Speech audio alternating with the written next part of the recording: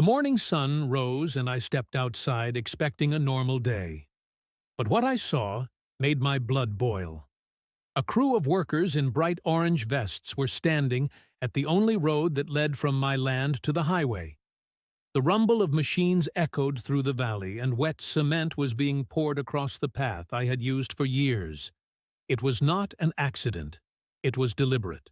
And at the center of it all stood Tiffany Keller, the feared president of the Homeowners Association who lived to control others. She held her clipboard like a crown, and with a sharp voice she declared, "This road is unsafe and is closed from today forward." I told her she had no authority over my legal right-of-way, but she only smiled and said, "Find another route if you can." She thought she had crushed me, but I walked away with fire in my chest, knowing this was not the end. That night, I searched through every folder, every box of old papers, every dusty drawer until I found what I needed. Maps, deeds, easements, records from the day my father bought this land, all proving my right to access that road. But during my digging, I noticed something they had overlooked. Beside the blocked parcel was a thin, forgotten strip of land, only a few feet wide, owned by a dead company that had not paid taxes for years. I asked the county clerk if it was available, and she said yes, it was heading to auction. 2 weeks later, I owned that land, and with it, the power to strike back. I rented heavy equipment, laid down gravel, installed a steel gate, and put up a bold sign that read, "Private Access Toll Road, $20 entry." From that moment, every board member who wanted to reach the main highway had to pay me or stay trapped in their own neighborhood. Neighbors laughed and whispered about it, but the board was furious. Tiffany herself pulled up in her expensive car and shouted that I was breaking the law. I calmly held out my deed and told her it was perfectly legal, and if she wanted to argue, she could take it to court. She stormed off without paying, but she had no idea that I had already started digging deeper into her corruption. I traced invoices that led to fake companies. I uncovered payments for projects that never happened. I found a golf cart bought with community money but used by her son to drive to school.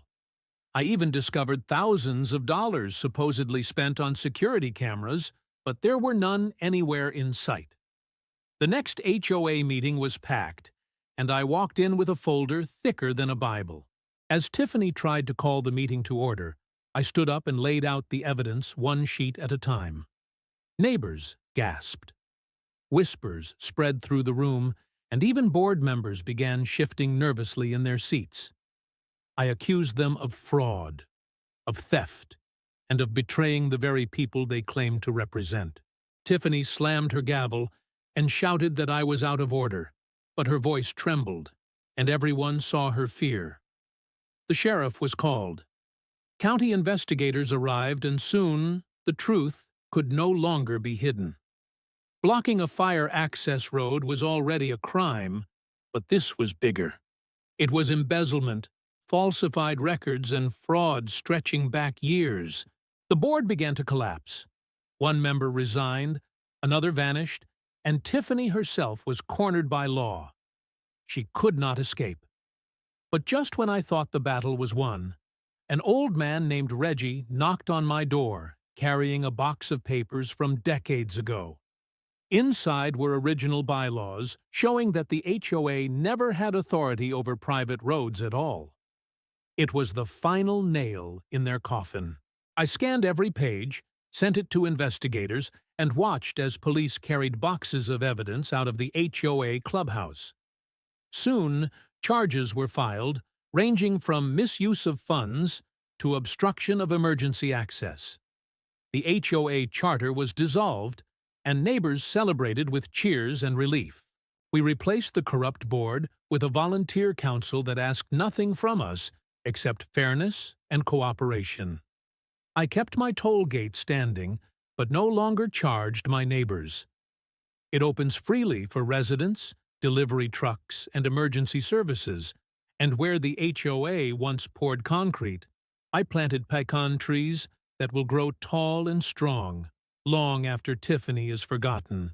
But the story did not end there. The deeper investigators looked, the darker the scheme became. They found forged land transfers, bribes, and even offshore accounts. It turned out the HOA leaders were plotting to rezone conservation land and sell it to developers for profit. It was never about safety. It was about greed. Federal agents joined the case, Tiffany's assets were seized, and indictments followed. Wire fraud, racketeering, conspiracy, and environmental violations. It was no longer a neighborhood drama. It was a full-blown criminal case. Neighbors who once stayed silent now spoke openly and testified against the corrupt board. The trials were public, and reporters filled the courthouse. Tiffany sat pale and broken as prosecutors laid out every lie, every forgery, every stolen dollar. In the end, she was sentenced to years in federal prison, and others faced similar fates. The HOA was gone forever, and our neighborhood was free at last. The old access road was renamed Heritage Way, a symbol of what had been won. Children ride their bikes there now, dogs run free, families gather without fear of petty fines or threats. The clubhouse walls now carry a mural of trees, roads, and people united, standing tall against corruption. And beneath that mural is a small painted truck, a tribute to the stubborn man who refused to give up. The lesson is clear and eternal.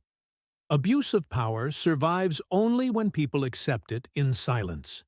But when even one person decides to fight back, armed with truth and courage, no empire of lies can stand for long. The HOA thought they could bury me with concrete, but in the end, they buried themselves.